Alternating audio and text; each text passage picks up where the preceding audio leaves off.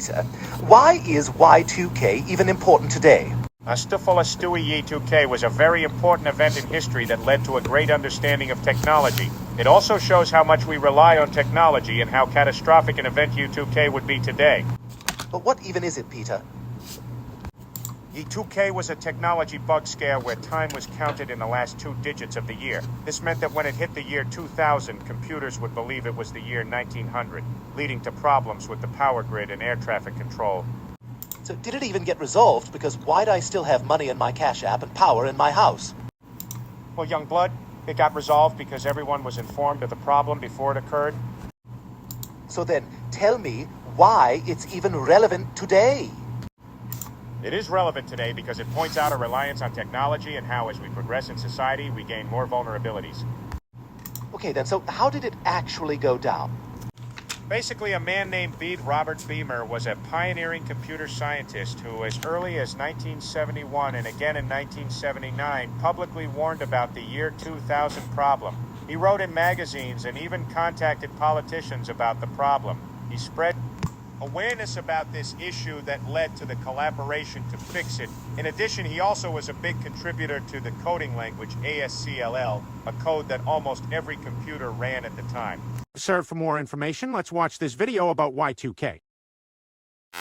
There still exists a general state of either denial, complacency, or even apathy about both the reality and the potential effects of Y2K. By the end of the 90s, many of us were happy slaves to our computers. But our new masters had a trick they'd forgotten to tell us about. The basic idea on Y2K was that for convenience, all these computer programs, when it came to do dates, you only needed 2 numbers. Why use 4 numbers when you only need 2? And then they recognized, what date is a computer going to think it is when we get to 2000? One simple date change for man. One major screw-up for computer. At the stroke of midnight, January 1st, 2000, elevators may stop. Heat may vanish.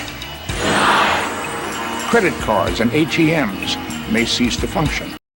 Wow, Peter, that helped me understand Y2K a ton. But who named it Y2K? I'm glad you asked. The person who named it was David Eddy.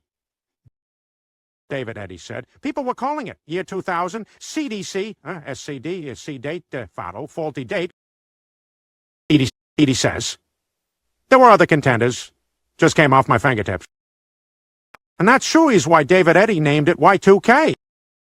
And also, Swee Grace Harper was the one who made the COBOL program, which led to the Y2K problem because he code stored the last 2 digits of the year. Lots of people were using her code. Then why did she do that to them, Peter? Well, Stewie, she did do it on purpose because she hadn't thought of that being a possibility when she developed it. Thank you, Peter, and thank you guys for listening to me and Peter yap for a couple of minutes.